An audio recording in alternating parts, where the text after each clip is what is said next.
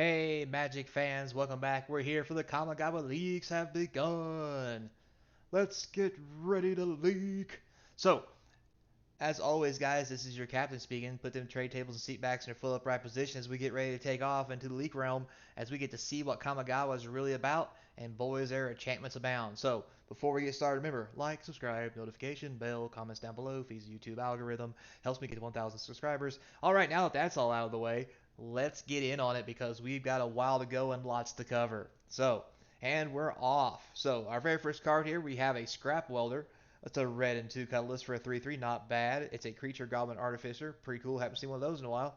So you can tap it, sacrifice an artifact, mana value X, return target artifact card, mana value less than X from your graveyard to the battlefield. It gains haste till end of turn.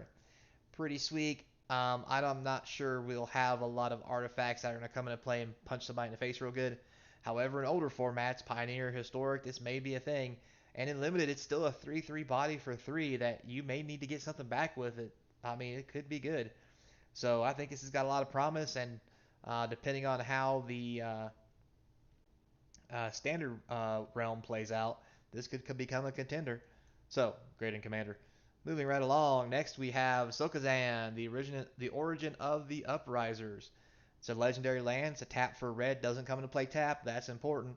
And it has channel. If you guys don't know, we covered that before. Channel for this land cycle is you can discard the card to get an effect. The effect here is you create 2 colorless 1/1 spirit creature tokens. Unfortunately, they don't fly. They do gain haste till end of turn, and the ability costs 1 less to activate for each legendary creature. Each legendary creature you control. So 4 mana to get 2 1/1s. If you have no legendary creature, then it's even cheaper than that. You can maybe even do it for 1. I talk about land cycles and how great they are in all the sets, good or bad. This is a great land cycle, not because normally land cycles are judged on, oh, it produces 2 colors, the drawback uh, bad enough that it makes the 2 color production bad, or does it produce 2 colors and there's the drawback is not really a drawback and it's going to be a great land cycle because of it. This is going to be a great land cycle because it has the ability to play legendary lands and you turn them into other spells, plus they come into play untapped. It's a better mountain. It's just awesome. Love this land cycle, and that's all I have to say about that until we run across another one. So great in all formats. Moving right along, we have Kodama of the West Tree. It's a green and 2 for a 3/3, right on rate with reach. That's extra. It's a legendary creature spirit. Modified creatures you control have trampled. In case we guys forgot, a modified creature is any creature that has +1/+1 counter, enchantment, anything like that done to it to modify it. So when those modified creatures deal combat damage to an opponent, you can search your library for a basic land card and put it into the battlefield tapped. That is amazing. It's great ramp. I think it's going to see a lot of play in standard and some weird shenanigan decks. Going to be great in the limited format. Don't think it's going to see the older formats like modern and back. However, Pioneer or maybe Historic might find some use for this, and the Commander guys are going to love it. I think this is going to be probably easily a $5 to $10 mythic. Moving right along, next we have. That's right, guys. Sagas are back. Like I said, it's an enchantment format, and I'm not going to cover this once, but these sagas are enchantments that turn into enchantment creatures once again. So we'll see a lot of that as we move forward. I'm not going to cover it a whole lot, but we have a lot of cards in the set that really play on, hey, if you have an enchantment, X things happen. So keep your eye out for the really sweet ones. This one, for a white and 3, target creature gets +1/+1, gains flying. Happens twice. On the third time, you get a 2/4 flyer. This one's just okay, only because for 4 mana, you're not getting the creature. The +1/+1 flying is cool. Probably going to be good and limited, but that's really going to be about it, just because it doesn't really do enough in my opinion. Moving right along.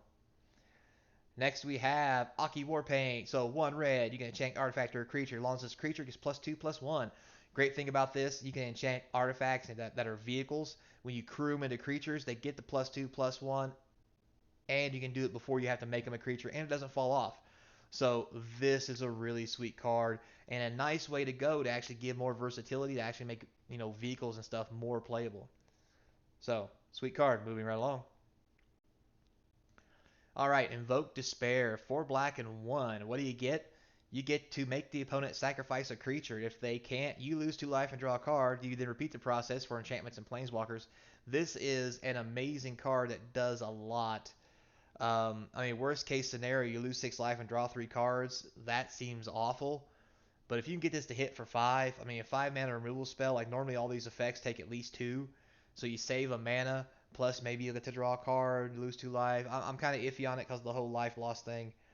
But in limited, it's going to be great because there's obviously lots of enchantments. We're going to see a bunch of planeswalkers, and everybody's playing creatures. So in limited, it's going to be great. In standard, we'll have to see what kind of decks develop from it. Um, in commander, this is just all kinds of shenanigan grossness. Yeah, so this will probably be easy $2-3 card. Moving on, next we have Mirror Box. Okay, so 3 colorless artifact. The legend rule doesn't apply to permanents you control. Oh my god. Each legendary creature you control gets +1/+1. Each non-token creature you control gets +1/+1 for each other creature you control with the same name as that creature. Sweet baby Jesus. So this is great on all kinds of levels. You can play all the legendary lands together, legendary creatures, and just make all kinds of horrific things happening. Yeah, this is going to be a spur of a deck for the legendary rule. The one thing I do warn you guys about, remember, a braid has been reprinted. So you have a mirror box in play in like 4 legendary lands and 3 legendary creatures, and they blow your mirror box up. That a braid is basically going to like juggle hops your whole board. Yeah, so this is going to be a very tricky card to use, but I'm sure someone's going to figure out how to do some shenanigans with it. Definitely going to be a commander card, maybe even a commander deck built around this. It's probably going to be really good in the limited format, although it probably won't even see play in limited just because the odds of you getting the same um, legendary creatures are very thin. We'll have to wait and see how that all rolls out. But all in all, I like it. A couple dollars at least. Until someone breaks it, then it's going to be $20. Anyway, moving forward. Here we go. The very first Planeswalker. We have Tamiyo, Completed Sage. So blue or green, and then green and 2. So she's a 5 mana Planeswalker Mythic. Completed says you can play either with. Oh, wow. So completed means that this symbol is basically Phyrexian mana because it can be played with color or with life. If life was paid, the Planeswalker enters with 2 fewer loyalty. Okay, so that's fair. So 4 mana becomes a 3/3. For 5, you get 5. All right, I'm down with that. That seems okay, although I don't think it's enough of a drawback, but we'll go with that for now. So for +1, looks like the old Tamio is going to tap up to 1 target artifact or creature. It doesn't untap during its next untap step. Interesting, can protect itself. -X, exile X non-land permanent cards with mana value X from your graveyard. Create a token that's a copy of that card. Okay, that's pretty cool.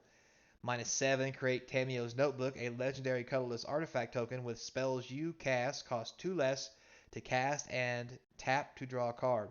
Sweet Jesus. Commander players abound. I hear you drooling now. This is going to be a sweet Planeswalker for you guys. I like the frame on that. That's a sweet frame, too.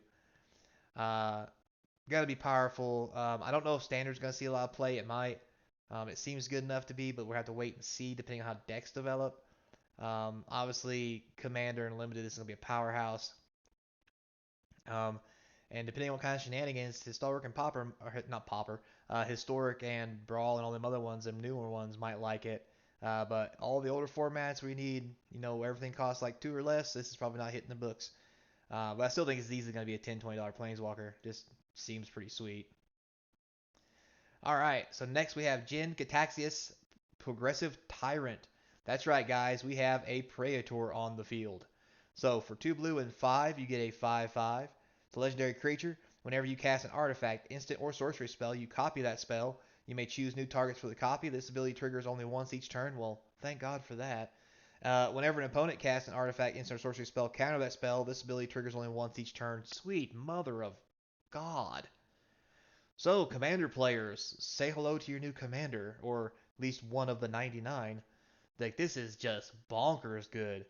Now, in standard, I think there's probably better stuff to be playing other than this. Um, just because it doesn't stop creatures, and that's probably where we're going to get killed. It takes 7, it's too long to get out, unless there's a good ramp deck. The older formats, this might be something that you maybe finagle, like in Modern or Legacy or something, out of your graveyard, or maybe even in one of the historic formats or something like that. All in all, it's going to easily be a $20 card, I think. A, it's a Praetor. B, it's got bonkers abilities. And yeah, it's just the Jin. Moving right along, next we have Hazaret's back, Betrayer of the Flesh. So for 2 blue and 2, uh-oh, he's got Teferi casting cost mana now. 2 blue and 2 for 4 mana for 4 loyalty.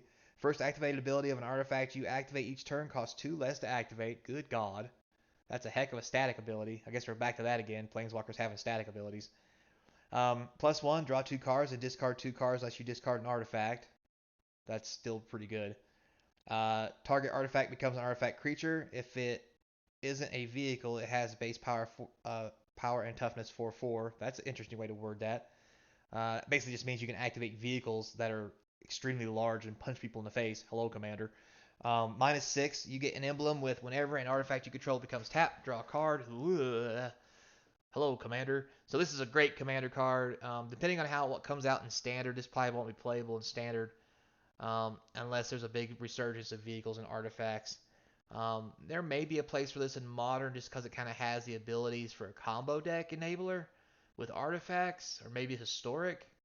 We'll have to wait and see. I mean, still easily, with all the abilities and the static and all that stuff, it's easily going to be a $20 card just for Commander alone. So we'll have to wait and see, but old Tezzy's back. Next here we have the Wandering Emperor. So a lot of people said this was the Wanderer, and maybe it is. Look, hat, face, hot chick. Anyway, 2 white and 2 up, no 4 mana Planeswalker. So this Planeswalker has flash, that's messed up, and 3 loyalty, okay? As long as the Wandering Emperor entered the battlefield this turn, you may activate her loyalty abilities anytime you could cast an instant. Wow, that's really disgusting. So you can flash her in, tick her up at the end of their turn, and then tick her up again on your turn. So let's see how broken her stuff is. Put a +1/+1 counter on up to 1 target creature. It gains first strike at the end of turn, so it's a combat trick to start with. -1, create a 2/2 white samurai creature token with vigilance. It's also a flash creature. And -2, exile target tap creature, you gain 2 life. It's also a removal spell. This is disgusting. This is the best 4 mana Planeswalker I think I've ever seen. And there's been quite a few. And this one I think takes the cake just on the surface. This is going to be a 4 of in every white deck. And white blue, this is just a win condition to beat all win conditions. Sweet mother of God. Nothing like waiting your Planeswalker after they say they're not going to do anything for their turn, right? So why tap out for Planeswalkers when you can cast them as instants? Yeah, this is going to see play in all the formats. This may even make it into Modern. I mean, I doubt it. These don't seem like they do enough, but just the ability for Flash and taking it up may be enough. The only places this probably won't see play, if it doesn't, would be Modern and maybe Legacy, just because Legacy's got stuff that just really outshines this, but this is still ridiculous powerful. This is going to be a $30, $40 card, in my opinion. And if it isn't, someone ain't playing it right, because this just looks way too good. I mean, it is white, and that might be its downfall. It's not in a good color for these kind of abilities to be great. But like white weenie decks, like this just seems busted, guys. Man, I'm gonna hold true to it. $30, $40 Planeswalker easy. That's my opinion. I think it's gonna really shape the meta. This will shape the meta of Standard. So moving right along, see what else broken we can find. All right, we're back to commons where stuff isn't out of control. Tamiyo's Completion. So for a blue and 3, we have an enchantment order with flash. All right. You can enchant an artifact, a creature, or planeswalker. Okay. When the completion enters the battlefield, tap enchanted permanent. If it's an equipment, unattach it. Hehe, that's funny. Enchanted permanent loses all abilities and doesn't untap during its control's untap step. All right, so that's a pretty sweet removal card. You can tap down a creature, neuter an artifact. This is pretty sweet. It is 4, so it's not really overpowering. Definitely going to see a whole lot of limited play. Probably going to be about it, though, to be honest with you. Maybe a couple Commander guys will pick it up because it's kind of cool. All right, we have Kamishi, Reality Architect. Interesting. All right, a blue and 2 for a 2/3. Oh, legendary creature. Moonfolk. I thought that said Merfolk. Are you kidding me? Moonfolk? Okay, whatever. It's a wizard. Whenever one or more non-creature permanents are returned to hand, draw a card. This ability triggers only once each turn. X and white, return a land you control to its owner's hand. Return target artifact or enchantment card with mana value X or less from your graveyard to the battlefield. Activate only as a sorcery. Woo. This seems nuts. Like, this gives a whole new reason to play enchantments that like neuter creatures and then make them exile, and then you play mana to exile it, and enchantment goes to the graveyard. Because then you can use this to just put it back onto the field. Yeah, this seems really good. This is easy a $5 card. Commander, standard, I can see this getting played. Maybe modern if it's part of a combo deck. I can kind of see a combo-esque thing going on here. Same with the, historic and all those formats as well, but modern's probably where it gets really iffy. And if it doesn't make it in modern, it's not going to make it anywhere else. But still, easily $2-3 cards seems pretty sweet. Next here we got going on, we got Behold the Unspeakable, a new Saga to uncommon, alright. 2 blue and 3. Creatures you don't control get -2/-0 till the end of next turn. Alright, that's helpful, I guess. If you have 1 or fewer cards in hand, draw 4 cards, otherwise scry 2, then draw 2. Good God, that's good. Exile this Saga, return to the battlefield, transform under your control. It says 0/0. Flying, it's got flample. Visions of the Unspeakable gets +1/+1 for each card in your hand. Wow, this seems really, really good for a blue deck. Just the ability to draw 4 cards. I mean, it's not going to be the most monstrous thing in the world, but there's ways around that. I think this is going to be a really sweet card. It pairs up well with a lot of the other blue draw cards and that white thing that whenever you play an enchantment, you get spirits. And this is a spirit itself. I think this might see some play. Definitely going to be great in limited. Probably going to see standard play. I would definitely run this in commander. This just seems bonkers. But other than that, probably not going to go any further than that just because it costs 5 mana. So next we have a Spirited Companion. Oh, he's so cute. It's the goodest of boys. So for 1 white and 1, you get a 1/1 dog. When Spirited Companion enters the battlefield, draw a card. What? White doesn't draw cards. Now for 2 mana, you get a 1/1 and you get to draw a card. This will be in every white deck. Again, talking about how great the 4 mana white Planeswalker was. This is the reason why it's going to be great. You're going to draw cards. You're going to hit your lands. There's other white cards for 2 that let you go fetch lands. White weenies abound, boys. This is definitely going to see standard play. It's going to be great and limited as well. I'm not saying it's going to see modern play because it doesn't do anything but draw a card, but in historic and stuff like that, like with Collective Company and stuff, this may be a thing, guys. It just may be a thing. So, yeah, man, that's pretty sweet for a common. Also, Popper's gonna love that. Love the goodest boy. So Lethal Exploit. We have a common, black and 1 colorless instant. Target creature gets -2/-2 to end of turn. It gets an additional -1/-1 to end of turn for each modified creature you controlled as you cast the spell. All right, decent removal. If you have more modified creatures, it kills stuff that's bigger. Not bad. Limited All-Star, probably best. Oh, we have another land, Secluded Courtyards, uncommon. Let's see here. Enters the battlefield, you choose a creature type. Taps for colorless, but at least doesn't come into play tapped.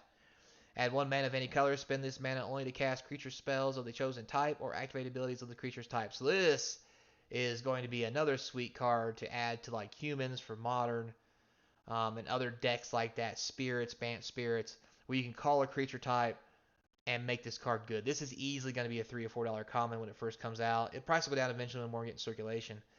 But on the jump, this is going to be a sweet card because it just goes into all the tribal decks. 4 of, hands down. Just sweet. Love it. Moving on, we have the Imperial Subduer for a white and 2. You get a 3/2 that says whenever a samurai or warrior you control attacks alone, tap target creature you don't control. This is a samurai. So, i.e., this or another one. So this is a great common for standard.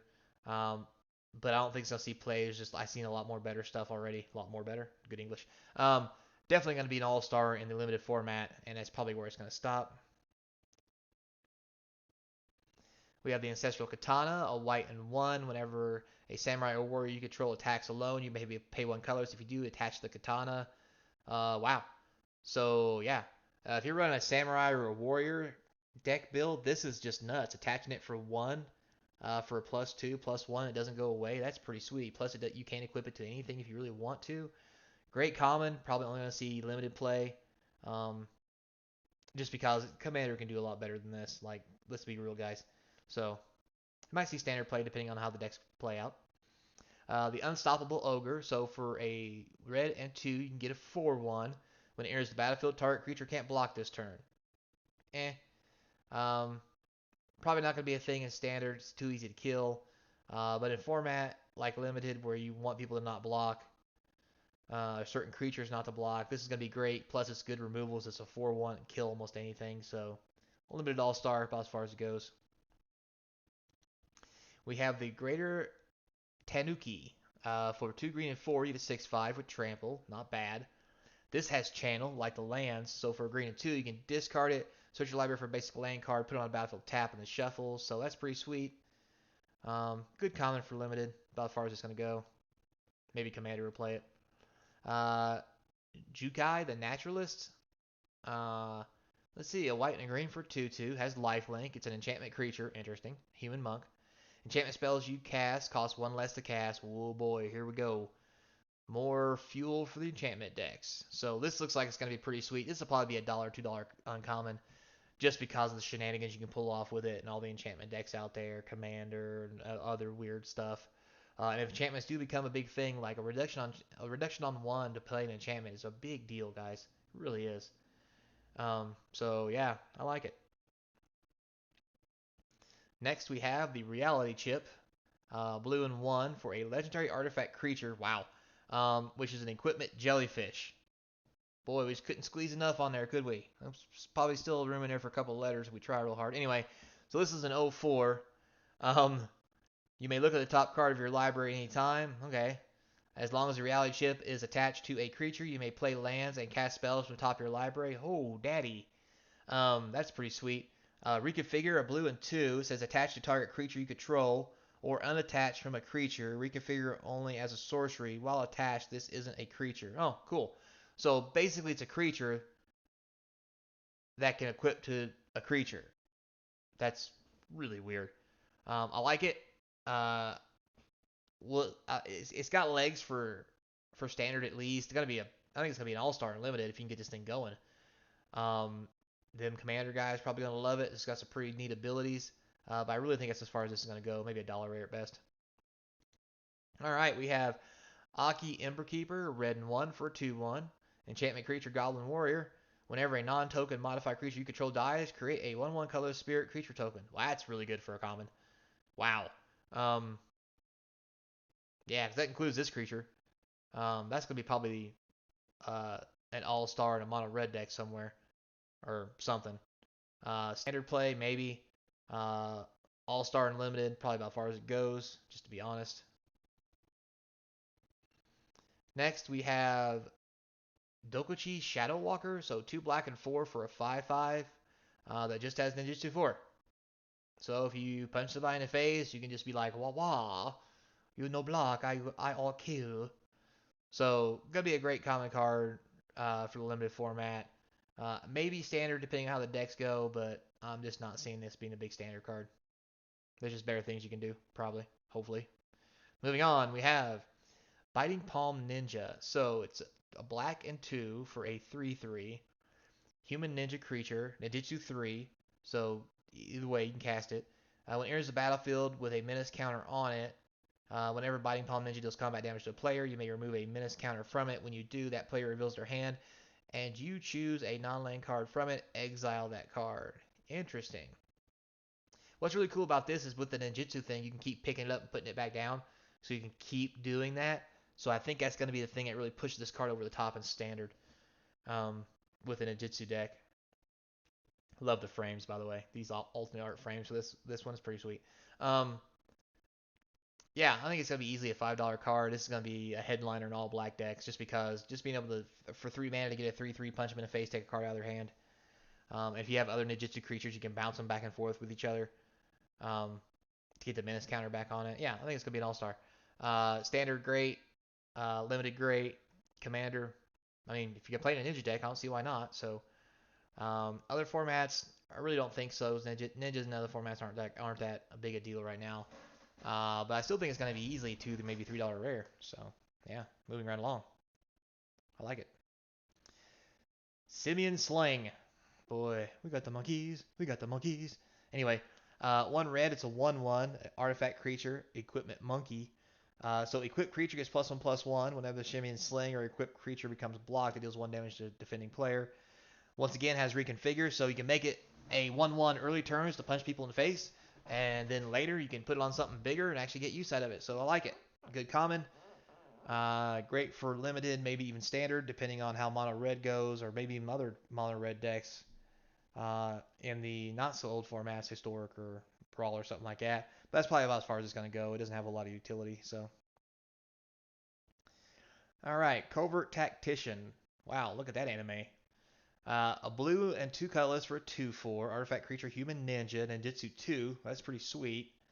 When the tactician deals combat damage to player, you may put an artifact card with a mana value less than or equal to the damage from your hand onto the battlefield. Oh, so you can basically cast any artifact 2 or less for free if you ninjutsu this in. Or just punch him in the face the old-fashioned way. I like it. We'll have to see what else comes out before we know if this is going to be a real good card or not. But in Commander, I think it's going to be pretty sweet. Limited format's going to be pretty sweet. I mean, he's still only uncommon, so it's not going to be really worth anything. But like the card. All right, we have Surge Hacker Mech. Oh, here's our first vehicle, guys. 4 colorless for a 5/5 with Menace. When Surge Hacker Mech enters the battlefield, it deals damage equal to twice the number of vehicles you control to target creature or planeswalker an opponent controls. Crew 4.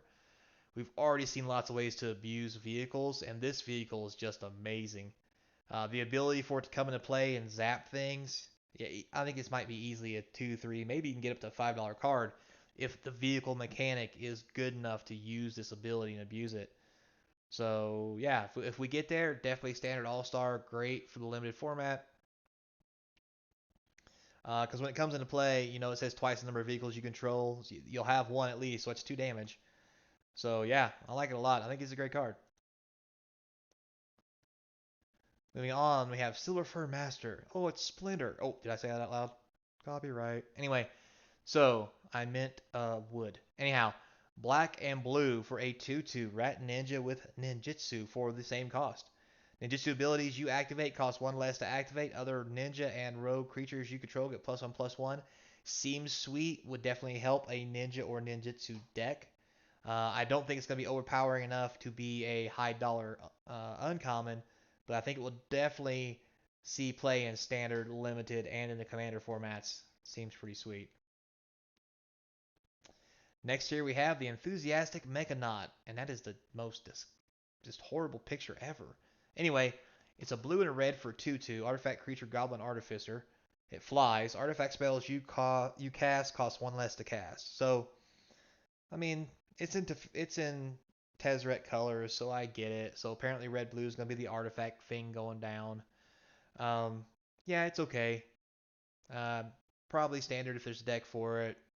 Definitely limited, maybe a couple commander decks. Probably gonna be about the gist of it though. All right, it's Beseiju who endures. Oh, Beseiju's back, baby. So this Beseiju is 1 green, comes into play. It doesn't come into play tapped. Love it. Channel for a green and 1. You discard the Beseiju, destroy target artifact, enchantment, or non-basic land an opponent control. Non-basic land in green? This is bonkers good. That player may search their library for a land card with a basic land type, put it on the battlefield, then shuffle. This ability costs 1 last for every legendary creature, yada yada yada. I don't care if they get the land back like this. This prevents you from having to run Field of Ruin and have colored mana. This is bonkers good for anybody playing green. Oh my god, I think this should be a $10 rare. I mean, $5 just because of the abilities, but it's also called Beseiju. I mean, come on, guys. This is going to see standard play, limited play. This will see modern play. This will see legacy play, maybe. Every format I think has the ability to play this, and I just think it's that good. It should have been a mythic. Maybe I'm outstretching my bounds, but this just seems so sweet. So yeah, moving along. Beseiju in the house. All right, guys. So we got our first rare Saga, Teachings of the Chiron. So for a green and 1, you get to mill 3 cards and create a 1/1 color spirit creature token. Okay. Put a +1/+1 counter on target creature you control. All right, fine. Exile this Saga, return to the battlefield, transform you control. It's a 1/1. It says when it attacks, you choose one exile target creature card from your graveyard. When you do, create a 1/1 colorless spirit creature token, okay, or exile target non-creature card from a graveyard. When you do, put a +1/+1 counter on target creature you control. This seems really good for a rare. Like this goes right in there um, with Ranger class on the green decks. Because it says exile from a graveyard. We know there's a lot of graveyard shenanigans going on. So I can easily see this being a $5 card, maybe even 10. Not so much of how powerful it is, just because of all the extra effects it gives you. Um, the ability for it to swing and make itself a 2/2. You can pull stuff out of its way with the Snowland removal card. Like this just has potential, guys. Definitely gonna see standard play. You'll see limited play. This probably won't see modern play just because you gotta wait to here to get this to go off. You can't really wait that long half the time. We'll probably see commander play. And maybe a couple other formats that are newer because this seems really good. So I'm going to say $5. All right, we have a common one. That's the Modern Age. So for a blue and a colorless, you get to draw a card then discard twice. Not terrible. Exile the Saga, return to the battlefield, and you get a 2/3 flyer. So this is going to be great for limited format. But that's probably about as far as it goes unless you really need this kind of ability for 2 mana once. Later game, it's really a dead draw though, so maybe not. Maybe standard if we have to. All right, so we have another one, the Era of Enlightenment. This one's white, so the white seems to be getting all the good stuff. A white and 1, you get to scry 2, nice. Then you can gain 2 life, cool as well. Then you get to exile it. It comes into play as a 2/2 first striker. It's also sweet. Unfortunately, I don't know if it's good enough as a common uh, for standard because you got to wait 4 turns. You know, turn 2, 3, and on 4 you get a 2/2 first striker. And on 4 they've got like a 4/4 or a 5/5 creature that's going to eat this thing alive. But good and limited, maybe good in commander if you need some enchantment stuff going on or whatever else you're working on. I like it. I don't think it's gonna be anything special, but I'm down. Uh-oh, another rare one. The Dragon Kami Reborn. So a green and 2. What we get first is you gain 2 life. Look at the top 3 cards of your library. Exile one of them face down with a hatchling counter on it. Then put the rest on the bottom of your library in random order. You can do that twice. Okay. Exile the Saga, return to the battlefield, yada yada. It's an 0/1. Whenever Dragon Kami's egg or a dragon you control dies, you may cast a creature spell from among the cards you own in exile with hatchling counters on them without paying their mana cost. Oh, sweet Lord in the heavens. It's already in green. It's going to be a green-red card. Tons of dragons. This is just going to be abusive. This is easily going to be $5. Parts of all kinds of combos. I see this being played in standard. Definitely in limited. Maybe even, well, probably not modern. It costs 3 mana. There'll be all kinds of historic brawl kind of area. Pioneer. They're just going to abuse the crap out of this. Yeah, man. Seems pretty sweet. Moving on, next we have a Saga Boseiju. Boseiju reaches skyward. So for a green and 3, we get search your library from 2 basic forest cards, reveal them, put them into your hand, and shuffle. Not bad. And then put up to 1 target land card from your graveyard on top of your library. Okay. Then it flips over to Pixelville. Oh, sorry. The branch of Boseiju. So it's a plant with 0/0 in reach. +1/+1 for each land you control. My God, is that good. This is going to go in a lot of ramp decks because you get to ramp, get lands out of your graveyard. It flips over to a big monster. Big monster. Um, However, it'll probably only see standard play if it does get to see any play. Um, Other than that, only commander would use it. Limited format obviously would be great for, but that's probably really as far as this thing's going to go. But again, lots of good green stuff going on. All right, more good green stuff. Oh Lord, it's Azusa. All right, so it's an uncommon. It says Azusa's Mini Journey. So for green and 1, you may play an additional land this turn. All right, so you got to explore for 2. That's already good. Then you gain 3 life, so that's a bonus. Then you flip it over. When Likeness of the Seeker becomes blocked, untap up to 3 lands you control, and it's a 3/3. This is an amazing uncommon. This is going to see standard play. I mean, Explore is a great card, and that's what this is already, plus extra stuff. So easily a standard card. Definitely going to be in limited. Decks that have Explore May start using this instead, although it doesn't let you draw a card. So that may be the only reason they don't. But yeah, just seems really good. I like it. All right, moving right along.